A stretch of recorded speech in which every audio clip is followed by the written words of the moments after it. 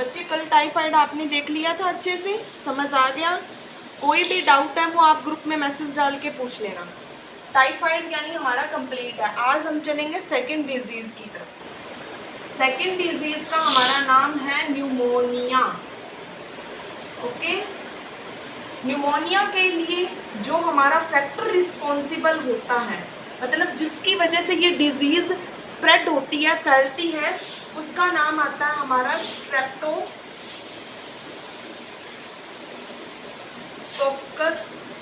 Pneumoniae. Okay, Streptococcus pneumoniae. Streptococcus pneumoniae जो होता है वो हमारा इसके लिए रिस्पॉन्सिबल होता है। मतलब न्यूमोनिया डिजीज के लिए जो भी हमारा बैक्टीरिया, बच्चे ये बैक्टीरियल डिजीज है, ठीक है।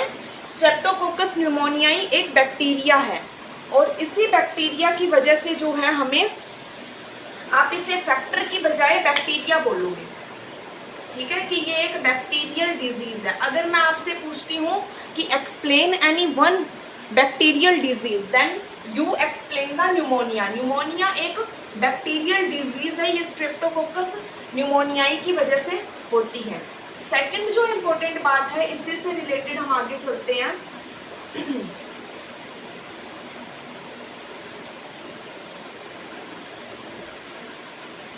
स्ट्रेप्टोकोकस न्यूमोनियाई होता क्या है हमारा, ये रिस्पॉन्सिबल होता है फॉर, बच्चे आप अपनी बुक से देखते जाओ, मेरे पास फ़ोन में बुक ओपन है, ठीक है। स्ट्रेप्टोकोकस न्यूमोनियाई जो होता है ये न्यूमोनिया डिजीज़ के लिए रिस्पॉन्सिबल होता है ह्यूमन के अंदर। इस डिजीज़ के अंदर सबसे इम्पोर्टेंट चीज़ जो ह्यूमन की इफेक्टेड होती है वो होती है हमारी एल्वोलाई। एल्वोलाई बच्चे कहाँ प्रेजेंट होती है? एल्वोलाई बच्चे प्रेजेंट होती है हमारे लंग्स के अंदर। आपको पता है कि ये हमारे लंग्स हैं, ठीक है, ये हमारे लंग्स हैं और लंग्स के अंदर कुछ ऐसी स्ट्रक्चर होती है, ये आप सभी छोटी क्लासेस से ही रीड करते आ रहे हो। ये जो पैकेट शेप स्ट्रक्चर होती है, this structure is called the alveoli. और इस एल्वोली के अंदर होता क्या है, वाटर फील्ड हो जाता है न्यूमोनिया के अंदर। न्यूमोनिया डिजीज के अंदर हमारी एल्वोली में वाटर फील्ड हो जाता है और वाटर फील्ड होने की वजह से हमारी जो ब्रेथिंग की प्रोसेस है, सांस लेने की प्रोसेस है, वो बहुत ज़्यादा इफेक्टेड होती है। बच्चे सांस लेने में प्रॉब्लम होती है, वाटर हैवी होता है, जहाँ एयर फिल होनी चाहिए थी वहाँ वाटर फिल हो जाता है और वाटर फिल होने की वजह से हमारी जो एल्वोली होती है वो काफ़ी हैवी हो जाती है। इसीलिए निमोनिया की कंडीशन में हमें सांस लेने में काफ़ी प्रॉब्लम्स होती है, ठीक है।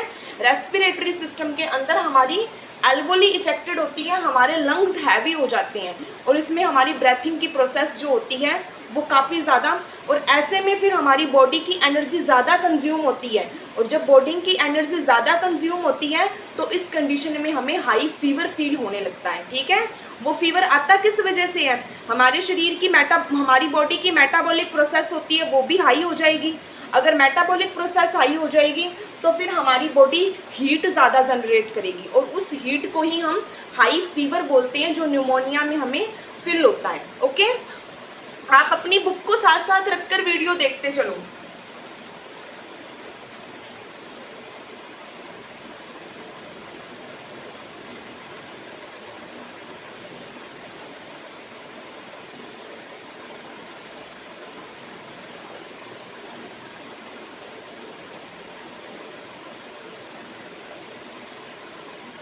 इसमें आपको चिल फील होगा, चिल यानी कंपकपी महसूस होगी, ठीक है। हाई फीवर फील होगा, चिल फील होगा, कफ महसूस होगा, हेडेक होगा, सांस लेने में प्रॉब्लम होएगी।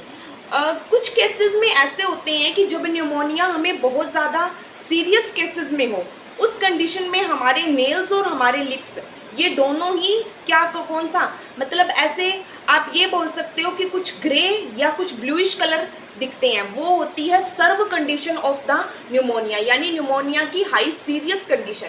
सीरियस कंडीशन में न्यूमोनिया इस कंडीशन में चेंज हो जाता है, ठीक है। अब ये pneumonia is a bacterial disease, और जो बैक्टीरियल है तो ये क्या इन्फेक्टियस है या नॉन इन्फेक्टियस है? बैक्टीरियल डिजीज इन्फेक्टियस होती है, ठीक है, ये इन्फेक्टेड हो सकती है। अगर एक इन्फेक्टेड पर्सन अपने मुंह से छींक रहा है यानी स्नेजिंग कर रहा है, या उसे बहुत ज़्यादा आप ये कह सकते हो कि खांसी हो रही है, तो इस प्रोसेस के फिर ड्यूरिंग उसके मुंह से जो भी ड्रॉपलेट्स निकलेंगे, ठीक है, ड्रॉपलेट्स निकलते हैं हमारे मुंह से, हमारी बॉडी के अंदर जो हमारी एल्वोली के अंदर जो पानी भर गया, जो वाटर फिल्ड हो गया, वो वाटर जो होता है वो हम प्रेशर के साथ जब स्नेजिंग करते हैं तो वो वाटर बाहर आता है। बाहर जो एयर होती है वो वाटर उस एयर के अंदर मिलकर एरोसोल की फॉर्मेशन करता है। बच्चे हुआ क्या है, ध्यान से देखो, जो प्रोसेस मैं अब बता रही हूँ उसी को देखो, ठीक है, कि ये कोई पर्सन है, हियर इज ए पर्सन, इसने क्या की, स्नेजिंग की। स्नेजिंग ने इसके माउथ से निकले हैं ड्रॉपलेट्स, ठीक है, ड्रॉपलेट्स निकले। वो ड्रॉपलेट्स जैसे ही एयर के कांटेक्ट में आते हैं, एयर के साथ ड्रॉपलेट्स मिक्स होकर फॉर्मेशन होती है एरोसोल की, ठीक है, और ये एरोसोल ही इन्फेक्टेंट पार्ट है, ठीक है, इन्फेक्शन पार्ट है। और यहाँ अगर कोई सेकंड पर्सन है और उसने जैसे ही ब्रीथिंग की, ये एरोसोल इसकी बॉडी में एंटर कर गई और जो न्यूमोनिया इसे था वो इससे एक पर्सन से दूसरे पर्सन में ट्रांसफर हो गया। देन वी कैन से कि pneumonia is a infectious disease. Okay, pneumonia में आपको ज़रूरी बातें कौन सी हैं? Pneumonia is a bacterial disease, Streptococcus pneumoniae से होती है। थर्ड इम्पोर्टेंट चीज़ है कि न्यूमोनिया के अंदर हमारे लंग्स की एल्वोलाई इफेक्टेड होती है, एल्वोलाई में वाटर फील हो जाता है, हाई फीवर, चिल और हमें बहुत ज़्यादा हेडेक फील होता है।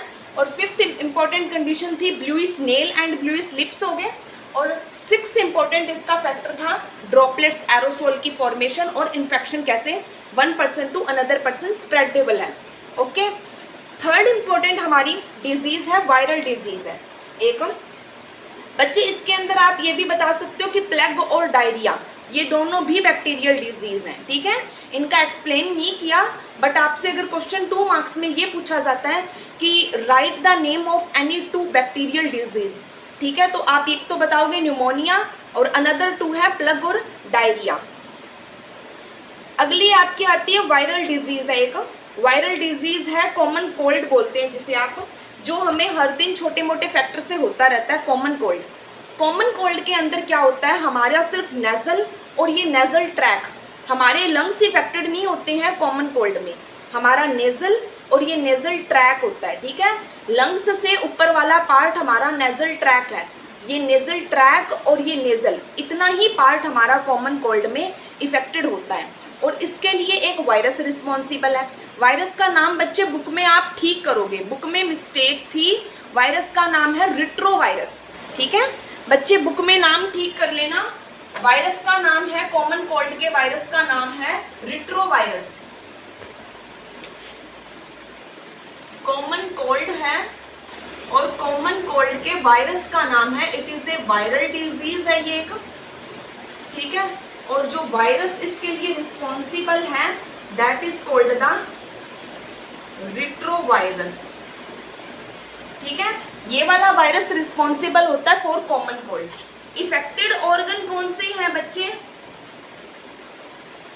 इफेक्टेड ऑर्गन होता है हमारा नेजल, या आप इसे बोलोगे नोज प्लस नेजल ट्रैक। बच्चे यहाँ लंग्स इफेक्टेड नहीं होते हैं, ठीक है, लंग्स पे कोई इफेक्ट नहीं है इस वायरस का, यहाँ सिर्फ नॉर्मल ये रहता है, हमें हमारा जो हेड है वो थोड़ा हैवी फील होता है इसमें, ठीक है, और हमें ब्लॉकेज फील होती है, हमें ब्लॉकेज फील होती है कि हमें यहाँ कुछ ब्लॉकल है, या तो ब्लॉकेज फील होगी या रैनी नोज होगा, ठीक है, या तो नाक बहेगी या नाक बंद हो जाएगी। ये 2 कंडीशन होती है कि या तो हमें नेजल ब्लॉकेज फील होगी या रैनी नोज फील होएगा, ये कंडीशन होती है कॉमन कोल्ड की। और ये एक नॉर्मल सी डिजीज़ है जो लगभग एवरी पर्सन को ठंड के टाइम होती रहती है, ठीक है, क्योंकि जब मौसम ठंडा होता है उस कंडीशन में ये वायरस बहुत एक्टिव होता है, उस कंडीशन में ही ये डिजीज़ सबसे ज़्यादा देखने को मिलती है।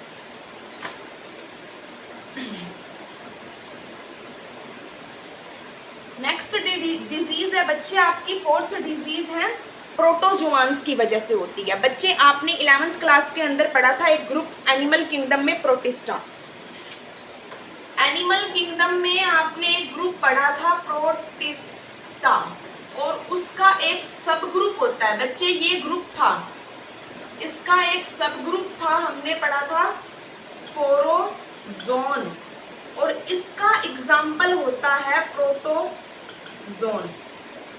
ध्यान से, ये वाली चीज आपकी बुक में नहीं थी, नोट कर लेनी है, ठीक है।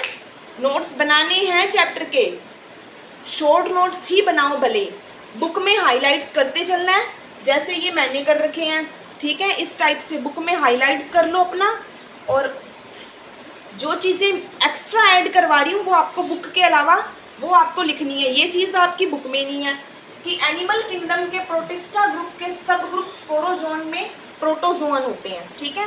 प्रोटोजोन से हमें एक डिजीज होती है जो बहुत कॉमन होती है, ठीक है। कॉमन डिजीज क्या है जो प्रोटोजोन से होती है, वो है मलेरिया। बच्चे ये एक बहुत ही इंपॉर्टेंट डिजीज है, ठीक है। इस पे क्वेश्चन जरूर बनेगा क्योंकि इसके अंदर क्वेश्चन पूछा जाएगा, explain the life cycle of protozoan, ठीक है। तो उससे पहले मैं आपको जो जरूरी चीजें हैं लाइफ साइकिल को पढ़ने से पहले वो बताती हूँ। पहले आप इसकी स्टोरी सुनो, उसके बाद आप इसको बोर्ड पे देखना। प्रोटोजोन डिजीज जो होती है वो प्रोटोजोन खुद चलकर कभी ह्यूमन को इफेक्टेड नहीं करता। इसमें होता क्या है, एक मच्छर, एक मॉस्किटो, एक फीमेल मॉस्किटो इसके लिए रिस्पॉन्सिबल होता है। फीमेल मॉस्किटो होता कौन सा है, एनाफ्लीज मच्छर। फीमेल मॉस्किटो एनाफ्लीज जो होता है वो इस प्रोटोजोआन को अपनी सलाइवा ग्लैंड के अंदर रखता है, ठीक है। हुआ क्या था, एक मच्छर, आप इसे मच्छर समझोगे, एक मॉस्किटो, इसकी जो सलाइवरी ग्लैंड होती है उन ग्लैंड के अंदर बैठता है हमारा प्रोटोजोन, और जैसे ही ये मच्छर, ये मॉस्किटो ह्यूमन को कट करता है, वैसे ये प्रोटोजोआन एंट्री मारता है ह्यूमन की बॉडी के अंदर। होस्ट कौन है जो इसको ह्यूमन तक पहुंचा रहा है, ये इसका होस्ट हो गया ना, प्राइमरी होस्ट। पहले ये इसमें बैठा था, अब सेकेंडरी होस्ट कौन है, सेकेंडरी होस्ट हो गया हमारा ह्यूमन। बच्चे होस्ट वाले टर्म को एक्सप्लेन करो। होस्ट का मतलब होता है, कैरियर अलग चीज है, होस्ट अलग चीज है, इन दोनों चीजों को आप सेम नहीं कहोगे, ठीक है। कैरियर होता है जो डिजीज को एक से दूसरे में पहुंचाता है, और होस्ट होते हैं जो डिजीज फैक्टर को एक से दूसरे में पहुंचाते हैं, ठीक है। इसमें आपको एक इम्पोर्टेंट चीज ये देखनी है कि जो हमारा होस्ट है, जिस होस्ट के अंदर आप फर्स्ट होस्ट को बोलोगे प्राइमरी होस्ट, प्रोटोजोआन का प्राइमरी होस्ट कौन है, मादा एनाफ्लीज मच्छर, ठीक है। और सेकेंडरी होस्ट कौन है, ह्यूमन। जो प्राइमरी होस्ट होता है बच्चे, प्राइमरी होस्ट वो होता है जहां किसी भी डिजीज फैक्टर का सेक्सुअल रिप्रोडक्शन कंप्लीट होता हो, ठीक है। आप होस्ट वाले टर्म को ध्यान से समझो। होस्ट होते कौन हैं, पहले होस्ट की टर्म देखो। होस्ट होते हैं डिजीज फैक्टर को जो ट्रांसमिट करते हैं, मतलब एक से दूसरे तक पहुंचाते हैं डिजीज फैक्टर को, वो होस्ट होते हैं। होस्ट दो टाइप के होते हैं बच्चे, प्राइमरी होस्ट और सेकेंडरी होस्ट। प्राइमरी होस्ट कौन से होते हैं, प्राइमरी होस्ट होते हैं जहां सेक्सुअल रिप्रोडक्शन पूरा करे। कौन, अपना ये वाला डिजीज फैक्टर, डिजीज फैक्टर अपना सेक्सुअल रिप्रोडक्शन पूरा करे, वो होते हैं प्राइमरी होस्ट। सेकेंडरी जहां वो अपना एसेक्सुअल रिप्रोडक्शन कंप्लीट करता हो, वो होते हैं सेकेंडरी होस्ट। अब बच्चे आपको इसका साइकिल पढ़ना है जो बहुत इंपॉर्टेंट है, ठीक है। होस्ट के बारे में पता चल गया, प्रोटोजोआन के बारे में पता चल गया, ये पता चल गया। एक चीज रहेगी कि प्रोटोजोआन की कई स्पीशीज इस बीमारी के लिए रिस्पॉन्सिबल है। प्रोटोजोआन वोल्वेक्स है, प्रोटोजोआन मलेरिया है और प्रोटोजोआन फैसिपेरम है। बच्चे ये वाली जो है ये सबसे डेंजर है, अगर इसकी कंडीशन आती है तो डेथ भी पॉसिबल है, ठीक है। अब आपको साइकिल पढ़ना है। साइकिल बच्चे आपकी बुक में दिया हुआ है, बट आपको यहां से समझ के और उसे एक्सप्लेन करना है, एक्सप्लेन ही होगा साइकिल। साइकिल के फर्स्ट स्टेप में क्या होता है कि जो हमारा मॉस्किटो है, मॉस्किटो कौन, फीमेल एनाफ्लीज, ठीक है। फीमेल एनाफ्लीज के अंदर से, फीमेल एनाफ्लीज की जो हमारी ग्लैंड होती है, ग्लैंड कौन सी, सलाइवरी ग्लैंड, सलाइवरी ग्लैंड के अंदर बैठा होता है स्पोरोजोइट, स्पोरोजोइट फॉर्म होती है। और इसने, फीमेल एनाफ्लीज ने क्या किया, ये बैठे होते हैं इसकी ग्लैंड के अंदर, ठीक है। और इसने कट द ह्यूमन, ह्यूमन को कट किया, कट करते ही इसने एंट्री मारी, entry in the human body, human की बॉडी में। जैसे ही इस मच्छर ने ह्यूमन को कट किया, वैसे स्पोरोजोइट ने एंट्री की ह्यूमन की बॉडी में। जैसे ही ह्यूमन की बॉडी में जाता है, सबसे पहले इफेक्ट डालता है हमारी लीवर सेल पर। लीवर सेल तक खड़े हैं बच्चे हम, ठीक है। लीवर सेल के बाद, लीवर सेल को क्या बोलते हैं, हीमेटोसाइट्स, हीमेटोसाइट्स इफेक्टेड होती हैं। हीमेटोसाइट के अंदर लीवर को क्या बोला जाता है, blood bank of the body. सारा ब्लड लीवर में बैठा होता है। और ब्लड है क्या, ब्लड की सेल कौन सी है, आरबीसी। और हीमेटोसाइट के बाद में ये एंट्री मारते यही स्पोरोजोइट, स्पोरोजोइट ही चल रहे हैं अभी। आए कहाँ से है स्पोरोजोइट, मच्छर से। आरबीसी में जैसे ही एंट्री मारते हैं, वैसे ही आरबीसी के अंदर ये अपना नंबर बढ़ाते हैं, नंबर इंक्रीज करेंगे। स्पोरोजोइट कौन सा रिप्रोडक्शन करेंगे नंबर बढ़ाने के लिए, एसेक्सुअल। आपको पता है ना, फ्रेगमेंटेशन। यहां तक की स्टोरी सुनो बच्चे, तभी समझ आना ही है। सबसे पहले मच्छर ने मुझे बाइट किया। जैसे ही उसने मुझे बाइट किया, उसकी स्लाइवरी ग्लैंड में कौन प्रेजेंट था, स्पोरोजोइट। स्पोरोजोइट ने मेरी बॉडी में एंट्री मारी। जैसे ही ब्लड का सर्कुलेशन सारा दिन चलता रहता है हमारे लीवर के साथ, लीवर से ब्लड आता है, हमारी पल्स से ब्लड लीवर में जाता है। यहाँ से एंट्री कर कर डायरेक्ट ये इन्फेक्टेड ब्लड हमारे लीवर, मेरे लीवर में गया। लीवर में जाते ही स्पोरोजोइट ने वहाँ जाते जो लीवर की सेल थी हीमेटोसाइट्स, उन्हें बस्ट कर दिया, ठीक है, यानी उन्हें डैमेज किया। उसके अंदर बैठी थी आरबीसी, इसने आरबीसी को अपना फूड बनाया और आरबीसी को डैमेज करना स्टार्ट कर दिया। आरबीसी के डैमेज होते ही आरबीसी के अंदर ही इसका रिप्रोडक्शन होता है एसेक्सुअल। मैंने आपको बताया था ह्यूमन कौन सा होस्ट है, सेकेंडरी होस्ट है। और सेकेंडरी होस्ट में कौन सा रिप्रोडक्शन होना है, एसेक्सुअल रिप्रोडक्शन। तो आरबीसी के अंदर इसने एसेक्सुअल रिप्रोडक्शन में कौन सा रिप्रोडक्शन किया, फ्रेगमेंटेशन वाला रिप्रोडक्शन। और इसने अपने नंबर को बढ़ाया। बच्चे ये चीज़ें आप 11th में पढ़ा के आ चुके हो कि एसेक्सुअल रिप्रोडक्शन में या तो फ्रेगमेंटेशन होता है, मतलब टुकड़े टूटकर मल्टीपल्स बनते हैं, ठीक है। ये मैं नहीं बताऊंगी कि मल्टीपल्स बनने के लिए कौन सा रिप्रोडक्शन जरूरी है। स्पोरोजोइट फॉर्म जो थी वो आपकी इसके बाद एक्सप्लेन की जाएगी कि ये कहाँ से आई है, ठीक है। यहाँ तक देखो, नंबर बढ़ गया। आरबीसी में जैसे ही स्पोरोजोइट का नंबर बढ़ता है आरबीसी बुस्ट कर जाती है, यानी फट जाती है। जैसे ही आरबीसी फटती है हमारी बॉडी की एक मेन एनर्जी पार्ट फटने से हमारी बॉडी हीट फील करती है। उस हीट में हमें हाई फीवर फील होता है, हमें ऐसा महसूस होता है कि हमें बुखार है, ठीक है, फीवर है। तो उस कंडीशन में हम ये कहते हैं कि मलेरिया में हाई फीवर कैसे आया, ये आपको पता चलेगा। और इसके बाद फिर से स्पोरोजोइट जो होता है वो कन्वर्ट हो गया एक नई सेल के अंदर, ठीक है। स्पोरोजोइट ने आरबीसी को बस्ट कर दिया, आरबीसी फट गई। आरबीसी फटने के बाद में अब स्पोरोजोइट एक नई कंडीशन में कन्वर्ट हो गया, जिसे बोलते हैं मीरोजोइट। मीरोजोइट आगे 2 पार्ट में डिवाइड हो गया, ठीक है, 2 पार्ट्स बनते हैं मीरोजोइट। एक मीरोजोइट जो होता है वो वापस से ब्लड के अंदर जाएगा और गैमीटोफाइट स्टेज बना लेगा। कौन कौन से, फीमेल गैमीटोफाइट और मेल गैमीटोफाइट। मीरोजोइट के सम ऑफ द सेल, कुछ सेल जाएंगी ब्लड के अंदर, ह्यूमन के ब्लड में, और गैमीटोफाइट बना लेंगी फीमेल और मेल वाला। और कुछ सेल्स जो होती हैं वो हमारी आगे रिस्पॉन्सिबल होती हैं फीवर को इंक्रीज करने में। बस फीवर को इंक्रीज करने में कुछ सेल रिस्पॉन्सिबल होती हैं।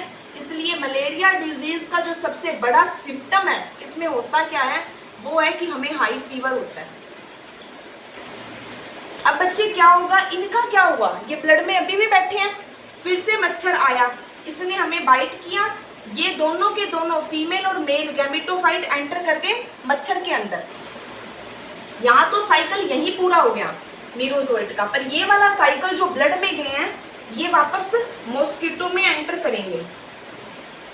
मॉस्किटो में जैसे ही इन्होंने एंट्री की, इन दोनों ने, यहाँ फीमेल गई और मेल गया, फीमेल ने अपने गैमीट बनाए, मेल ने अपने गैमीट बनाए, दोनों के गैमीट मिक्स हुए, मिक्स होकर बना स्पोरोजोइट।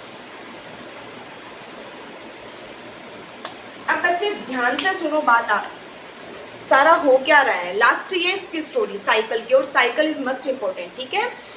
मच्छर मुझे काट रहा है, मच्छर की ग्लैंड से मेरा जो प्रोटोजोन है वो यहाँ से जा रहा है डायरेक्ट मेरे लीवर के पास, लीवर के सेल को डैमेज किया, लीवर के सेल के बाद में आरबीसी को डैमेज किया, आरबीसी में एसेक्सुअल मल्टीप्लाई तैयार की अपने, एसेक्सुअल मल्टीप्लाई तैयार करने के बाद में इसने अपनी कंडीशन को चेंज किया, मीरोजोइट में कन्वर्ट हुआ, मीरोजोइट में कन्वर्ट होने के बाद में इसने क्या किया, दो अपने पार्ट बना लिए, वन पार्ट जो ब्लड के पास, सेकंड पार्ट जो फीवर के लिए रिस्पॉन्सिबल था। फीवर वाला पार्ट तो फीवर करके डैमेज हो गया, पर जो पार्ट ब्लड में गया उसने वहां जाकर मीरोजोइट को दो कंडीशन में डिवाइड कर दिया, फीमेल और मेल।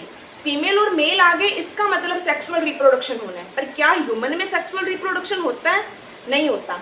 मेल और फीमेल हमारे ब्लड में घूमते रहते हैं, कोई इफेक्ट नहीं डालते, क्योंकि बॉडी तो ऑलरेडी फीवर की वजह से वीक होती है। मेल और फीमेल, जैसे ही एक मच्छर सेकेंड टाइम हमें वही मादा एनाफिलीज मच्छर, वही हमारी फीमेल एनाफिलीज मच्छर जो है वो हमें बाइट करेगी, वैसे ही मेल और फीमेल उसकी बॉडी में एंटर करेंगे और उसकी बॉडी में जाकर ये अपना गैमेटोजेनेसिस की प्रोसेस, ठीक है, जिसमें मेल गैमेट और फीमेल गैमेट बनाएंगे और वो वापस से कंबाइन होकर स्पोरोजोइट बनेगा, फिर से वही मच्छर किसी सेकंड पर्सन को कट करेगा तो वहाँ मलेरिया स्प्रेडेबल है। यानी malaria one person to another person spreadable या ट्रांसमिटेड डिजीज नहीं है, ठीक है, एक पर्सन दूसरे को इफेक्ट नहीं कर रहा, ये एक मच्छर है, ये एक मॉस्किटो है जो एक पर्सन को काट कर दूसरे पर्सन को काटता है और ये डिजीज स्प्रेडेबल होती है, ठीक है। ओके, अच्छे से देखना है, अच्छे से नोट्स बनाने हैं और बुक में हाईलाइट करते चलना है, ठीक है। मैं किसी भी दिन आके कॉलेज टेस्ट ले सकती हूँ, आपका टॉपिक पढ़े हुए होने चाहिए और ये एक इजी चैप्टर है, इसीलिए इसको ऑनलाइन में निकाला है हमने। ऑनलाइन में वही चैप्टर होंगे आपके जो इजी हैं, जो आप कुछ खुद से भी पढ़ पाओ। मुश्किल चैप्टर मैं कोई भी ऑनलाइन में नहीं करवाऊंगी, फिर वो मैं कॉलेज आके ही करवाऊंगी, ठीक है। लंबा बहुत गया है।